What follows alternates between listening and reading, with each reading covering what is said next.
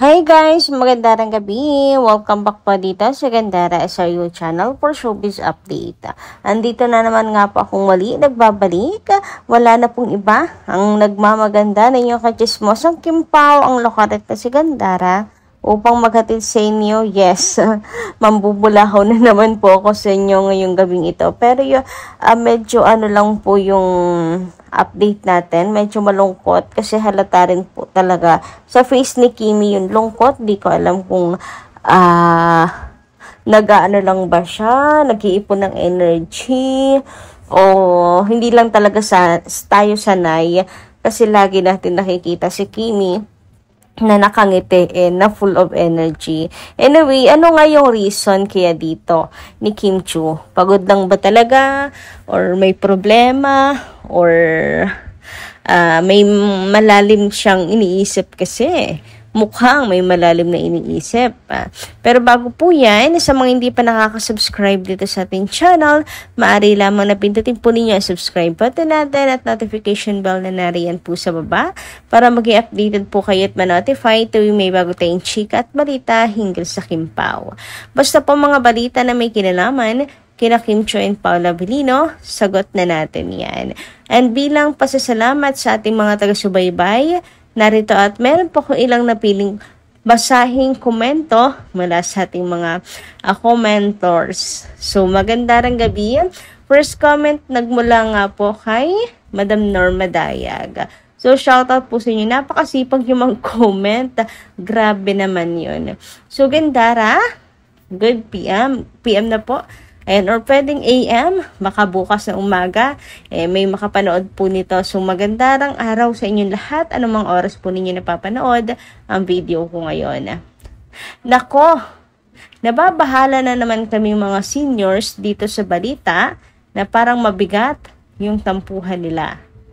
Kaya nga pinagdadasal ko naman na sila kasi hindi ako mapalagay at hindi makapag-concentrate sa trabaho. So, please Gandara, parang may tinatago kasi si Paolo kay Kimi.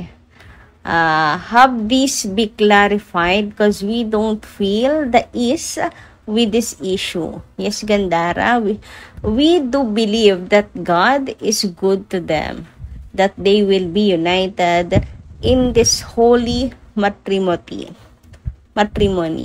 God bless them both. Wow, may trabaho pala kayo, Ma'am Norma, dahil akala ko seniors na po kasi kayo. Anyway, ayan, marami nga hindi nakakapag-concentrate, pero alam niyo naman, marami pong masyadong misleading sa mga social media, lalo na ngayon sa YouTube. May mga misleadings and hindi ko talaga kayo masasagot ng straight kung may tampuhan ba talaga sila Kim and Paolo. Para sa akin, wala.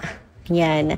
Yan yung mabibigay ko sa inyo na wala. Hindi para mapanatag kayo. Kundi, hindi ko naman kasi sila ginagawang bata na lagi na lang, halos lagi na lang ginugusto. Ayoko rin naman kasi na magkatampuhan sila. Pero kung meron man, it's okay. It's fine. Huwag kayong mabahala. 'Di ba? Maayos at maayos yon. Sabi ko, hindi naman na nga po sila mga bata.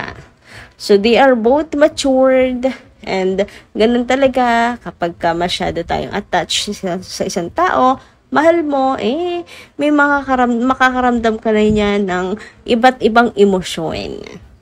Kasi importante sa yung tao Anyway, next comment naman tayo. So, let's move on sa komento ni Sir Jairus Kitchen. Ayan, Sir Jairus, sabi niya, hindi kasi maarte si Ate Kimi. At isa pa, malakas yarn. Kaya niyang dalhin ang luggage niya. Minsan kasi si Ate Kimi ayaw niya na mahirapan ng iba. Ganyan siya magmahal. Mabait si Kimi at understanding naman si Kuya Pao. Yung post na Ate Kimi sa IG, puyat lang ata siya. At na-feel ko, mahirap talaga yung role niya sa The Alibay. At yung issue na iiwan, hindi yan mangyayari kasi makita mo naman si Kuya Paolo, ang laking pagbabago ang nangyari. Physical aspect niya dahil kay Kimi. Sumasabay na siya sa mga kakulitan na Ate Kimi. Naku, yes, yes, yes. Tama ka dyan, Jairus. And sa katunayan nga niyan, mas makulit pa siya ngayon kay Kimberly. Yes. Mas lumalabas yung kanya pong kakulitan. Si Kim minsan natatameme na lang, natatahimik siya. Sa kulit ni Paula Avellino. Anyway, sabi pa niya dito, Pau ever together. Kim Pau, the best. Pau ever and together. Yung mga production number nila, sino kaya ang pumili ng mga kanta nila? Kasi parang nagpaparinig lagi si Kuya Pao kay Ate Kimi. Hehehe. Anyway, siguro tungkol nga po ito sa tampuhan daw na wala naman talaga sadya daw. Kasi hindi naman kasi nga maarte si Kimi. Check naman ikaw dyan, Jairus. Hindi maarte si Kimi. Check ka din dun sa kaya naman yan dalhin yung kanyang luggage kasi malakas nga si Kim Chiat and healthy. And check din naman dun sa sinabi mo na tawag dito. Si Kim kasi ayaw niya rin nakikita or nahihirapan yung tao sa paligid niya. Kapag may gusto nga niyang ipagawa, minsan nakikisuyo yan. Yes, lagi nakikisuyo. Hindi siya yung basta makautos ng nakala mo kung sino. Kung sino makaasta na nang-aapak na po ng ibang tao. Hindi ganun po si Kim Chiu. So, check na check. Kung lahat yan pagbabasehan natin, napakalinaw na walang tampuhan silang dalawa.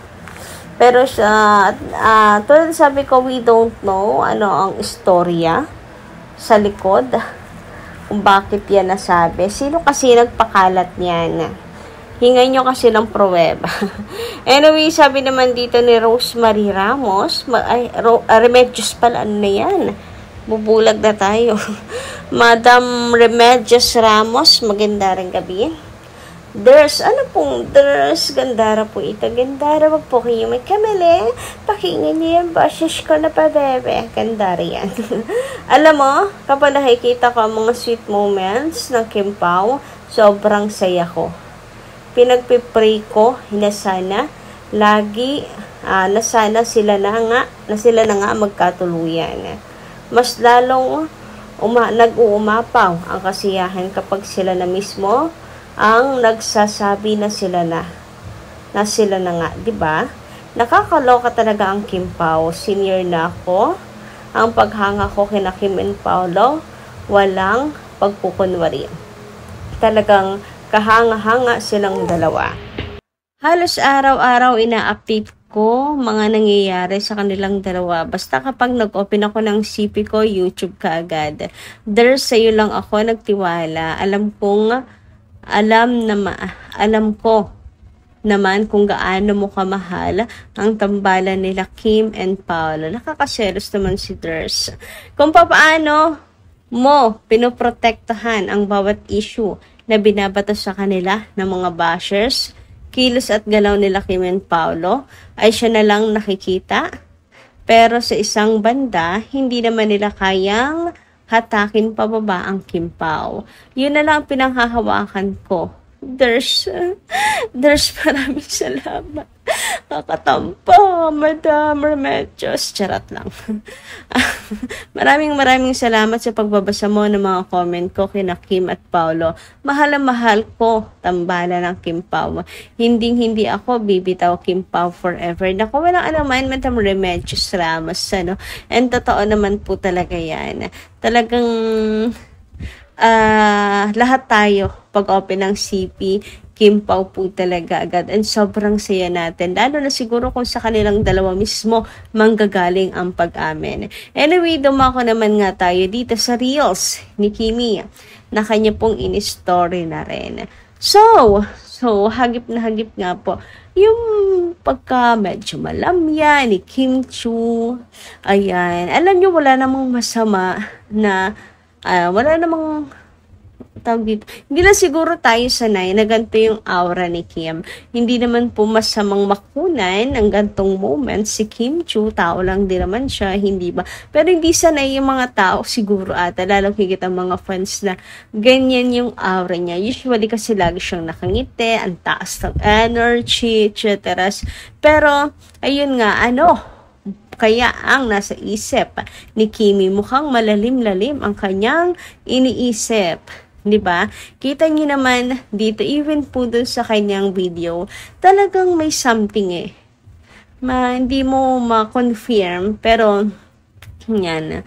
Sabi nga sa comment kanina, maaring pagod, maaring puyat lang si Kimi. Kasi nga, alam rin naman natin na mahirap talaga yung kanyang role.